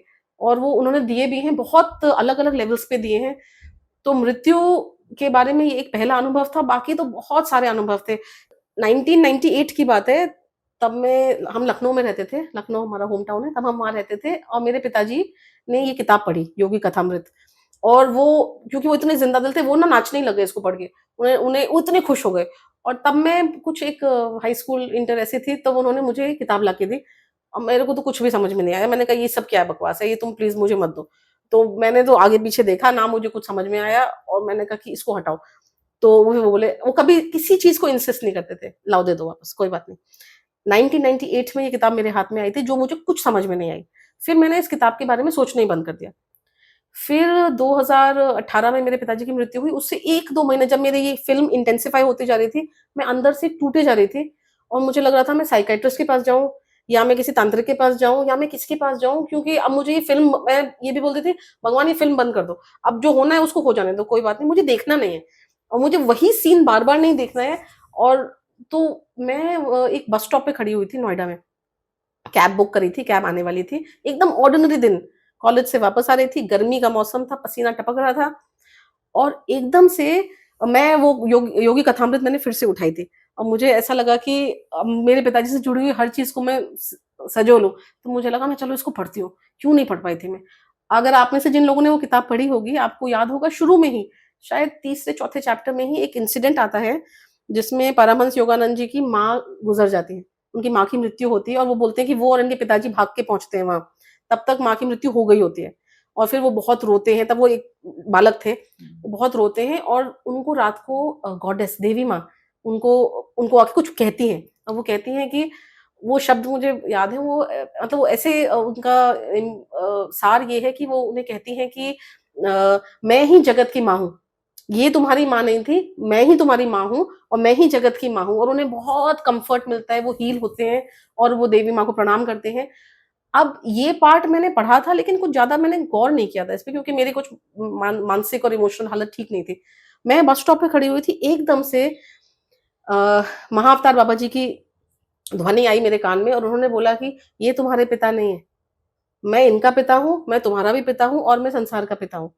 अब मैं आपको, अब यकीन जिसको करना है वो कर सकता है और जो ना करना चाहे वो ना करे, पर मेरे कान में ये आवाज़ आई, पूरे मेरे रोंगटे खड़े हो गए और ऐसे महाअवतार बाबा जी की प्रेज़ेंस मुझे, और जबकि मैं कोई भी क्रिया योग नहीं करती, ना तब करती थी और ना अब करती हूँ और मैं ऐसे किसी भी सिस्टम का भी पार्ट नहीं हूँ। महाअवतार बाबा जी को मैंने पुकारा भी नहीं था। वो मैं बस ये कहना चाह रही थी दर्शकों को कि मैंने तो ना किसी को पुकारा भी नहीं था और फिर भी यूनिवर्स, फिर भी संत, फिर भी महापुरुष, फिर भी ईश्वर इतने ज़्यादा काइंड है। आप ना भी बुलाइए, तो भी वो आपके पास आते हैं। आप उन्हें रिजेक्ट कर दीजिए, तो भी वो आपके पास आते हैं। जब आपको माँ की ज़रूरत होती है, तो माँ बन के आते हैं। जब पिता की ज़रूरत होती है, वो पिता बन के आते हैं और एग्ज़ैक्टली वही शब्द थे। लेकिन मुझे ये बात याद नहीं थी कि किताब में मैंने ऐसा कुछ पढ़ा है, लेकिन उनके शब्द मेरे कान पे पड़ रहे थे। पिताजी के जाने के बाद मैंने फिर ऑटोबायोग्राफी ऑफ अ योगी को उठाया कि इस बार देखती हूँ, और मैंने इंग्लिश में भी उठाया और हिंदी में भी उठाया। मैं उस सेक्शन के आगे बढ़ ही नहीं पाई। हर बार वो किताब मुझे रोक दे, जबकि वो इतनी सुंदर किताब है कि उसे कौन ही बंद कर सकता है। और मैं उसको पढ़ते जाऊँ और पता नहीं क्या हो जाए, उस सेक्शन में आते ही कभी कुछ कोई ना कोई बात हो जाए कि मैं उसके आगे पढ़ ही ना पाऊँ। कई महीनों के बाद मुझे समझ में आया कि महाअवतार बाबा जी कुछ कहना चाह रहे हैं। फिर मैंने उन पेजेस को पढ़ा और तब मुझे याद आया कि ये कई महीनों पहले मेरे साथ ऐसा इंसिडेंट हुआ था कि ऐसी ही बात उन्होंने कही थी। तो फिर तो प्रणाम करने के अलावा कोई और हम क्या कर विकल्प सकते नहीं हैं? था। क्या इतना ज़्यादा काइंड हैं कि जब आपको जो सुनना है, वो आपको तब वो सुनाएँगे, जब आपको जो देखना है, वो आपको दिखाएँगे। बस शायद हम ही तैयार नहीं होते। राइट। लेकिन वो हमें बहुत प्यार करते हैं, अलग-अलग रूप में आके प्यार करते हैं। हुँ। और सभी संत एक हैं और सभी महापुरुष, महास्त्रियाँ, सब ये महाविभूतियाँ, ये सब एक ही हैं, अलग-अलग रूप में हमारे पास आते हैं। तो शायद हमें कई बार माँ के रूप में, बहन के रूप में, एक टीचर के रूप में उनकी ज़रूरत है। तो हमने जैसे इस किताब में कुछ ध्वनियों को एकत्रित किया कि हम इस रूप में भी तो उन तक पहुँचे।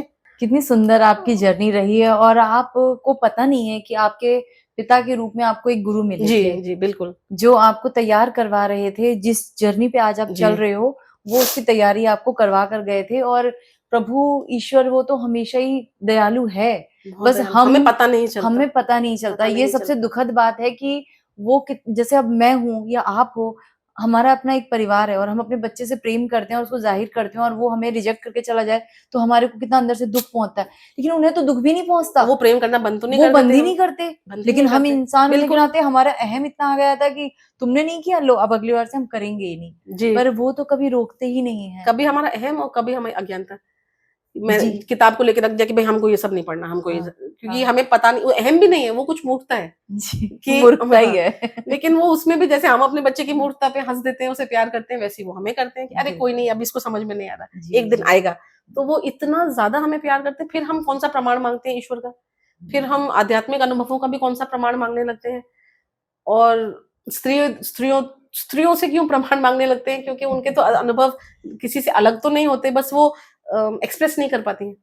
जैसे आपका पॉडकास्ट है, ये ऐसा एक अवसर दे रहा है कि आप फ्री होके, क्योंकि देखिए जजमेंट से सबको डर लगता है, कोई जज नहीं होना चाहता है, और रिजेक्शन से सबको डर लगता है, और स्त्रियों को जीवन में बहुत सारा जजमेंट और बहुत सारा रिजेक्शन फेस करना पड़ता है। बिल्कुल कैमरे पे आके बोलना भी कोई बहुत सहज बात नहीं होती है। और पब्लिक उसमें सोशल मीडिया पे भी हम देखते हैं कि कैसे कैसे कमेंट्स लोग लिख जी, देते हैं, बिल्कुल कैसे क्या क्या लिख देते हैं, आध्यात्मिक अनुभवों को भी लोग कैसे क्या क्या झुठला बोल बहुत आसानी से कह देते हैं कि ये तुम्हारे मन की हाँ, कल्पना है, इनका या ये तुम्हारे या तुम सपने में तुमने देखा। तुम्हें कैसे पता कि ये मेरे मन की कल्पना है जी या मेरे साथ घटित एक घटना है? कई बार क्योंकि ऐसा मैंने ऑब्जर्व किया, पता मेरा नहीं तो सही है चैनल कि है और मैं एक-एक वीडियो के एक-एक कमेंट को पढ़ती हूँ। तो जब मैं कमेंट्स को पढ़ती हूँ तो कई बार मुझे ऐसा लगता है कि कितना अज्ञान व्यक्ति है। अभी रिसेंटली मैंने एक नियर डेथ एक्सपीरियंस, एक गुजरात की एक बहन है, उन्होंने अपना नियर डेथ एक्सपीरियंस शेयर किया था कि मृत्यु के बाद जी उनको, उनकी आत्मा को जब दूत लेकर गए और उस दुनिया से जब वो वापस आई तो वहां से पृथ्वी को किस तरीके से देखा, आकाश जी गंगाएं कैसी दिख रही थी।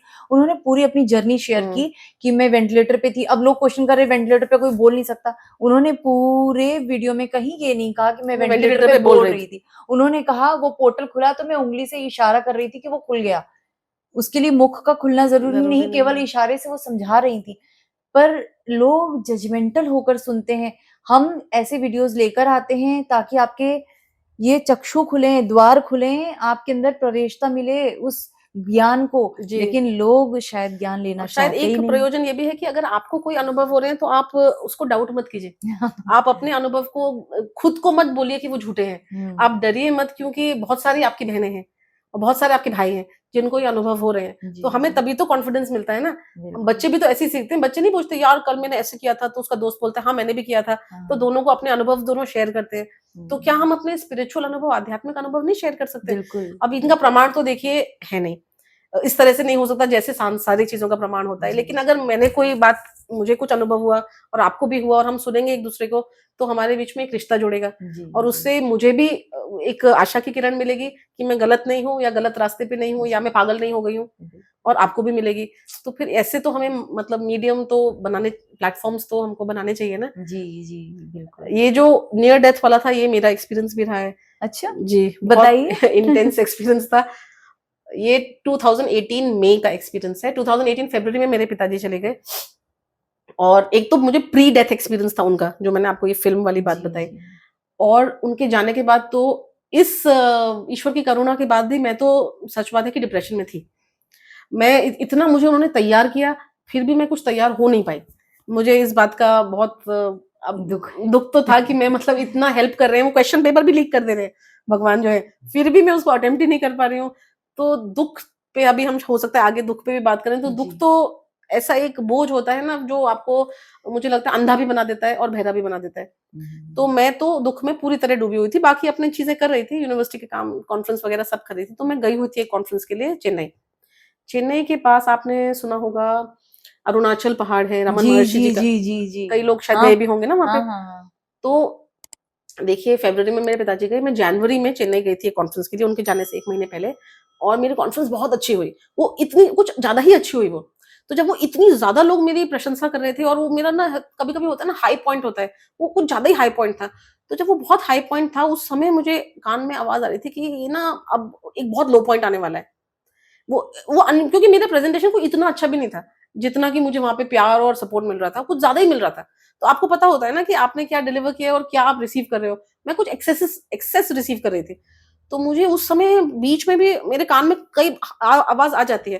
तो मुझे पता चल गया था कि भाई नम्रता कुछ बहुत लो पॉइंट आने वाला है, और वो फिल्म तो चली रही थी, तो मालूम था लो पॉइंट क्या है।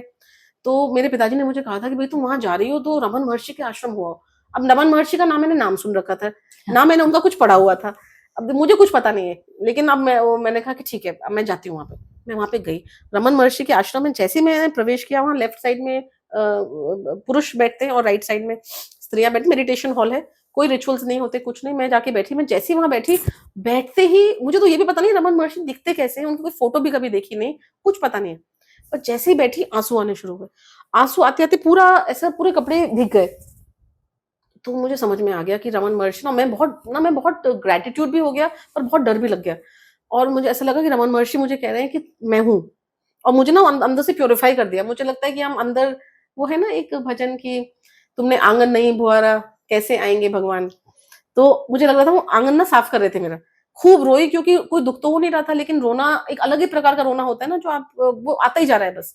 तो उन्होंने बहुत सारा कचरा साफ किया मेरे अंदर से, और मैं ना डर के मारे भाग गई वहां से, और मैं सीधे भाग के वापस दिल्ली आ गई। मुझसे कुछ समझ में नहीं आया मुझे। फिर जब मैं मई में गई, तो मैंने बोला कि अब मैं भागूंगी नहीं, इस बार मैं उनको धन्यवाद देने के लिए, रमन महर्षि को, इस बार मैं प्रॉपरली जाऊंगी और 3-4 दिन रहूंगी और उनको सॉरी भी बोलूंगी और उनको धन्यवाद भी दूंगी। अब देखिए, मैं वहां से चली, और मैं फिर मेरे कान में, मैं टैक्सी में जा रही थी, और मेरे कान में मेरे पिताजी की आवाज आनी शुरू हो गई कि अभी वापस मुड़ो और चले जाओ वापस दिल्ली, मत जाओ मत जाओ। और मुझे तब मुझे मैंने जैसे सेल्फ डाउट होता है ना, तो मैंने डाउट किया कि मैं सच में पागल हो गई हूँ। और मैं इतने, क्योंकि उन्हीं के बारे में रात दिन सोचती रहती हूँ, तो मैं अब उनको सुनने भी लगी हूँ। और मैं बहुत ही डिप्रेशन में चली गई हूँ, और शायद मैंने अपने आप को बहुत क्रिटिसाइज किया कि मैं इतने पावन जगह जा रही हूँ, तो ये मुझे ऐसा क्यों बोलेंगे कि वहां मत जाओ। लेकिन वो बोलना बंद नहीं कर रहे, और मैं डाउट करना बंद नहीं कर रही। और रास्ते भर मुझे और मैं मेरे पिताजी के जाने के बाद जो एक सहज मार्ग हम एक हमारा सिस्टम है, जिसको हम मैं भी फॉलो करने लगी। मतलब मैंने भी दीक्षा ले ली गुरुजी का, ये पापा का ही लॉकेट मैंने भी इसको पहन लिया, और गुरुजी की भी आवाज आने लगी कि मत जाओ मत जाओ, वापस जाओ। फिर मैंने उस सबको इग्नोर कर दिया, मैंने कहा म्यूजिक बजाओ। मैंने म्यूजिक बजवा दिया गाड़ी में, कुछ भी करके मैं पहुंच गई। और मैंने वहां पे एक कमरा भी ले लिया, और मैंने अपने कपड़े अलमारी में जितनी आवाज आती जाए उतना मैं उल्टा करती जाऊं। मैंने कमरे में वो अलमारी में कपड़े सजा दिए, और मैं फ्रूटी चिप्स ये सब खाने का सामान भी ले आई कि अब तो मैं यहाँ बहुत रहने वाली हूँ। जितना मुझे इंस्टिंक्ट और आवाज बोलती जा रही है कि मत करो, मैं उल्टा करती जा रही हूँ। एक दिन बीता, रात भर नींद नहीं आई, छटपटाती रही, लेकिन मैं इसको दबाती जा रही हूँ, यही सोच के कि मैं डिप्रेशन में हूँ, क्योंकि सभी लोग मुझे कह रहे थे कि तुम डिप्रेशन में हो। और ये भी बोला था कि इतने पढ़े लिखे हो के ना इस तरह की बातें नहीं करनी चाहिए। तो फिर मैं उसको इग्नोर करती गई। नेक्स्ट डे गर्मी का मौसम था, सब लोग मिलके जा रहे थे अरुणाचल पहाड़ पे ऊपर, तो मैं भी चल दी उन सबके साथ। ऊपर गई, बहुत सुंदर अनुभव हुआ।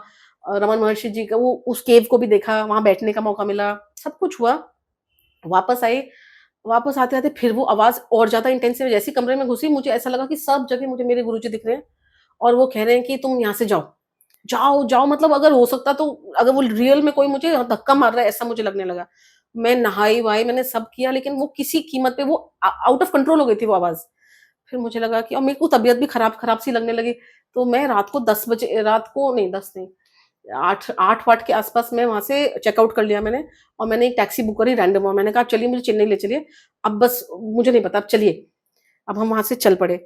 चेन्नई से पहले ही उसके आउटस्कर्ट्स पे ही ताम्बरम बोल के जगह है, वहां पे आते आते तो मुझे अब तबीयत बहुत खराब लगने लगी, और मुझे ऐसा लगा कि वो, मुझे बाद में समझ में आया कि उस आवाज को सुनने में मैंने लेट कर दिया, और मेरी तबीयत बहुत खराब होने लगी। और पता नहीं क्या होने लगा। अब मैंने ड्राइवर को, ज्यादा कुछ कॉन्वर्सेशन हो नहीं पा रही थी भाषा की वजह से, पर मैंने कहा स्टॉप स्टॉप, मेडिसिन मेडिसिन, जैसे हाईवे पे मैंने रुकवाया। अब मुझे सिर्फ इतना पता है कि मैं मेडिसिन शॉप में गई थी, मुझे उसके बाद कुछ पता नहीं है। मुझे बहुत बाद में बताया किसी ने, जो कि आपने मेडिसिन मांगी, आपने ओआरएस मांगा, और उसके बाद तो आप हमें दिखी नहीं। ये काउंटर से उधर से उसने कहा कि मैडम आपने ओआरएस मांगा, उसके बाद आप ही नहीं थी, जब तक मैंने ओआरएस उठाया आप ही नहीं थी। मैं चारों खाने चित्त होके बेहोश हो गई थी पूरी तरीके से, और 20 मिनट तक पूरी कॉन्शियसनेस से बाहर थी मैं। और वो 20 मिनट मेरे जीवन के सबसे सुंदर 20 मिनट थे, सबसे सुंदर थे, उससे सुंदर तो कुछ ना हो सकता है। अब मुझे समझ में आया कि मेरे पिताजी इतना मृत्यु के बारे में ऑब्सेशन क्यों करते थे। मैं बिल्कुल इतना लाइट थी, जो ऐसी लाइटनेस तो उसके लिए कोई, मैं वो नहीं दे सकती। कोई किस चीज से कंपेयर करूं उसको, पंख रुई पंख बोलूं, क्या बोलूं, फुहा बोलूं, वो ऐसी कोई मटेरियल चीज है ही नहीं जिससे मैं उसे कंपेयर कर सकूं। और मैं एक छोटी बच्ची थी, बस मुझे इतना है, जो रूप देखा मैंने अपना, क्योंकि मुझे लगता है वो मेरे सूक्ष्म शरीर की जहाँ मेरी मेमोरी होगी, या वो मैं एक छोटी बच्ची थी, और मेरे पिताजी के हाथों में मेरा हाथ था, और कोई इस दुनिया में नहीं था मेरे, और ना ही मुझे कोई चाहिए था। और हम लोग बहुत ऊपर किसी डायमेंशन में दौड़ रहे थे, दौड़ते दौड़ते हम उड़े जा रहे थे। तो वो कोई बादलों के ऊपर, या अब मेरे पास कोई वर्ड्स नहीं है कि मैं किस चीज से कंपेयर करूं, मैंने वैसी कोई चीज देखी ही नहीं है, ना ही कल्पना करी है कि मैं कंपेयर कर सकूं। तो वो एक उस डायमेंशन में हम उड़ रहे थे, और हम इतने खुश थे कि जैसे किसी बिना कारण के कोई खुश होता है, और उस खुशी को का कोई सीमा नहीं हो सकती। हम बस आनंद, परम आनंद में हम डूबे हुए थे, और हम दौड़ते जा रहे थे और उड़ते ही जा रहे थे और दौड़ते ही जा रहे थे। मुझे बस पता है मैं दौड़े जा रही थी और मैंने ऐसे फ्रॉक पहन रखी थी, छोटी सी बच्ची थी मैं, और मैं दौड़े जा रही थी पिताजी के साथ। फिर एकदम से एक भारी मेल वॉइस आई, बहुत भारी। मुझे बाद में ये भी समझ में आया कि वो वॉइस शायद हनुमान जी की थी। बहुत भारी गर्जना जैसी आवाज आई और ऐसे करके मेरे माथे पे एक उन्होंने ऐसे हाथ से मारा और बोला कि अभी नहीं, वापस जाओ, पढ़ाम करके। मुझे ये, मैं अभी भी सेंसेशन को फील कर सकती हूँ, लेकिन मैं आपको प्रमाण नहीं दे सकती। पर यहाँ पे आया वो भारी, इतनी भारी मेल वॉइस मैंने अपनी जिंदगी में नहीं सुनी, और बोला कि अभी नहीं, वापस जाओ। और उसके बाद मेरी शायद चेतना वापस आनी शुरू हुई। जब मेरे को थोड़ा थोड़ा होश आना शुरू हुआ तो देखा बहुत सारे लोगों ने मुझे घेर रखा था। वो मेरे ऊपर पानी छिड़क रहे थे, वो बोल रहे थे कि 20 मिनट से आप लाश की तरह पड़ी हैं यहाँ पे। वो मुझे हिला रहे थे, हर तरह की चीज कर रहे थे कि ये किसी तरह उठ तो जाए। वो जोर जोर से भी हिला रहे थे, वो चिल्ला भी रहे थे, और वो खूब पानी डाल रहे थे, छूटी भी काट रहे थे। कुछ भी सेंसेशन नहीं आ रहा था। जब मेरी आंख खुली तो मैं अपनी ही बॉडी को देख रही हूँ कि मेरी बॉडी यहाँ पड़ी हुई है। मैं उस बॉडी के अंदर थी नहीं, मैं ऊपर से देख रही थी। तो मैं देख रही हूँ कि ये बॉडी है, लेकिन मैं इसको कुछ रिकॉग्नाइज नहीं कर पा रही हूँ, ये कौन है जो यहाँ पे लेटा हुआ है। और आसपास बहुत सारे लोग हैं जो बहुत इसको उठाने की कोशिश कर रहे हैं। तो मेरे को कुछ समझ में नहीं आ रहा था। अब मैं वो जवाब नहीं दे पा रही हूँ क्योंकि मैं उस डायमेंशन में थी ही नहीं।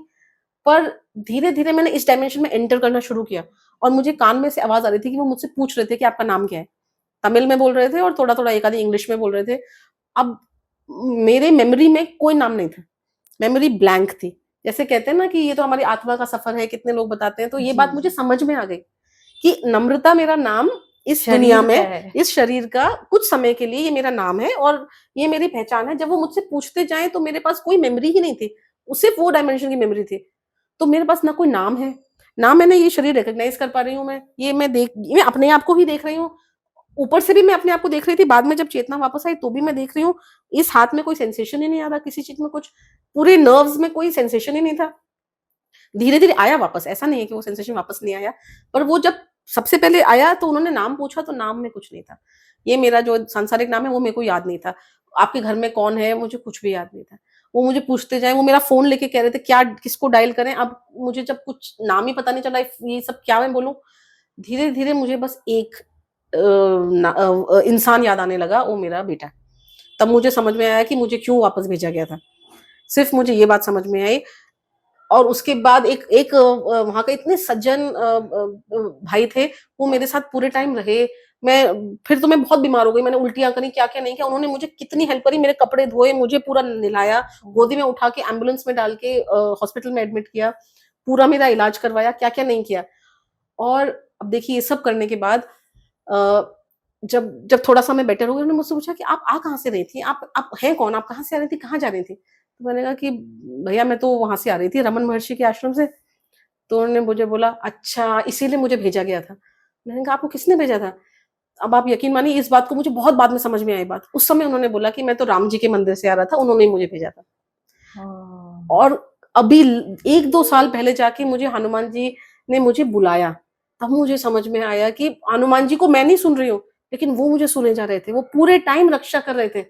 जैसे ऐसे हाथ में लेके उठा ले रहे थे, इतनी रक्षा कर रहे थे। और भी कई इंसिडेंट्स हैं, सारे तो नहीं पॉडकास्ट में बोल पाऊँगी, जी, पर जी। ऐसे-ऐसे तरीकों से उन्होंने बचाया और मुझे कुछ पता ही नहीं। अब मुझे ये भी पता नहीं कि क्या हो रहा है, कौन बचा अभी जब मुझे एक दिन ऐसे हनुमान जी की जब आवाज़ पड़ी कान में, तभी मुझे रियलाइज़ हुआ, ओह गॉड! उस आदमी ने इतने साल पहले मुझे कहा था कि मैं तो राम जी के मंदिर से आ रहा था, मुझे भेजा गया था।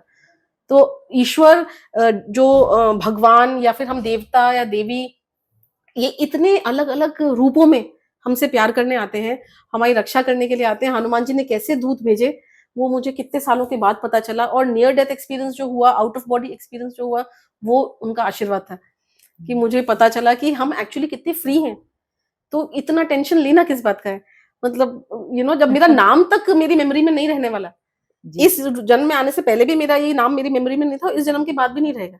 हुँ। और कुछ वैसे एक्सपीरियंसेस बाद में हुए जो पास्ट लाइफ रिग्रेशन के, ये सब के, तब उसमें भी मुझे इसी बात का, बस मैं ये कहना चाह रही हूँ कि अगर मैं खुद को भी प्रमाण देना चाहूँ, तो ऐसे अलग-अलग जो अनुभव हुए उनमें एक ही तार जुड़ा, तो वो मेरे लिए भी एक पर्सनल प्रमाण था कि अगर मैं कहूँ कि यहाँ मैं इमेजिन कर रही हूँ, फिर कोई और एक्सपीरियंस होता है, वो फिर वो जब जुड़ने लगते हैं, एक क्लियर पिक्चर बनने लगती है, तब समझ में आता है कि बहुत देर तक प्रमाण ढूँढने में मैंने टाइम वेस्ट कर दिया हाँ। और भगवान जो कहना चाह रहे थे वो तो सुना नहीं। और यही अपना साइंटिफिक दिमाग लगा के कुछ प्रमाण वगैरह बना के इससे अच्छा होता कि इंस्टिंक्ट को हम सुन लेते ना, पहले सुन लेते, लेकिन हमारी एजुकेशन हमको यूं सिखाती है कि इंस्टिंक्ट को मत सुनो। हमारी ट्रेनिंग भी तो उस दरवाजे को तो ऐसे बंद कर दिया जाता है जैसे वो हमारे लिए घातक साबित होने वाला है, जबकि वही सच्चा द्वार है। आप प्रैक्टिकल बनिए, आप इंटेलिजेंट बनिए और आप स्मार्ट बनिए। आजकल तो सबको स्मार्ट बनना है, स्मार्ट जनरेशन है, लेकिन आप इंस्टिंक्ट को थोड़ा दबा दीजिए। तो दबाने में आप सोचिए कि अब मेरे एग्जाम्पल से सीख लीजिए कि आप अपना टाइम वेस्ट मत कीजिएगा मेरी तरह, क्योंकि मैंने बहुत समय को, ताकि मैं पहले भगवान को धन्यवाद दे पाती, लेकिन फिर हो सकता है कि जब जैसा उन्होंने डिजाइन किया है वैसे ही होगा। कोई बात नहीं, आप अब भी अगर कर रहे हो तो ये उन्हीं की कृपा से है, आप वही समझ पाए। बिल्कुल उन्हीं की कृपा से है। ये किताब भी कृपा से ही लिखी गई है, ये बुद्धि से नहीं लिखी गई, क्योंकि बुद्धि से मैं करती तो वो कुछ और होता, लेकिन वो ये नहीं होता। और मैंने हर बार इसको फाइनल स्टेजेस में आके हर बार 5 संतों का नाम लिया है। हर बार करने से पहले मैं उन सबका नाम लेती थी कि अब इसमें कोई मतलब मुझे मार्ग दिखाएगा कि मैं मुझसे कोई गलती ना हो, मैं कोई गलत बात बोल ना दूं, या मैं रिसर्च में कोई कमी ना छोड़ दूं, ऐसा ना हो कि कुछ गलत हो जाए। और आप जैसा करवाएंगे उतना ही होगा और वैसा ही होगा, और शायद वैसा ही हुआ होगा। नहीं, अद्भुत है आपकी ये किताब, और अद्भुत है आपके जो एक्सपीरियंसेस आपने जो अभी हमारे साथ साझा किए। और इतना तो समझ में आता है कि आपके पिताजी कोई साधारण इंसान नहीं थे, और ना ही आप हैं। आप भी उस प्रभु की एक चुनी हुई बेटी हैं, जो हम सबको एक बहुत डिवाइन मैसेज देने आए हैं। और बस इस किताब को तो मैं यही कहूंगी कि ये एक प्रसाद है उन संतों के द्वारा जो गुमनामी में खो गई, उन संतों के द्वारा जिनके जीवन में केवल प्रभु थे। तो एक बार इस प्रसाद को चख कर देखिए, दिल और आत्मा बिल्कुल शांति में चली जाएगी। बहुत बहुत दिल से आपको मेरा धन्यवाद। और मैं, आप भी एक संती हैं मेरे लिए, तो मैं आपको नमन करती हूँ। बिल्कुल ऐसा बिल्कुल नहीं है। सब संतों को प्रणाम है। जिन्होंने संतों को ढूंढ निकाला, वो एक साधारण स्त्री नहीं हो सकती, वो भी उसी लेवल की संत है, केवल इनकी स्टूडेंट हो बस। हाँ, तो इनकी स्टूडेंट बनना भी इनकी अनुमति ही है, इनकी आपको अनुमति है जी। तो ये आप एक समझ लीजिए कि इस जीवन में आपने एक हम सबको बहुत अमृत दिया है, और जो वाकई में इस अमृत को धारण करेंगे, उनका जीवन, जो कहते हैं ना कि मृत्यु के पार पहुंच जाएगा। अमृत यही करता है, हमें जीवित रखता है। ये किताब हमें जीवित रखेगी। बहुत बहुत धन्यवाद। बहुत दिल से आपका धन्यवाद, उन संतों का धन्यवाद, उस ईश्वर का धन्यवाद जो इस सत्संग के गवाह बने, जिनकी ऊर्जा और जिनकी अनुमति से आज हम ये सब कुछ कर पाए। आप सब भी अपना ध्यान रखिए, उस प्रभु से जुड़िए। बिल्कुल इस 5 तत्व के शरीर में कैद होने की कोशिश ना करें, आत्मा को उड़ने दें, और ऐसे संतों से जुड़ें, ऐसी वाणी पढ़ें, ताकि बहुत कुछ हमें समझ में आए कि आगे हमें किस दिशा में बढ़ना है। तो फिर मिलूंगी आपसे एक और नए वीडियो में, तब तक अपना ध्यान रखिए। धन्यवाद।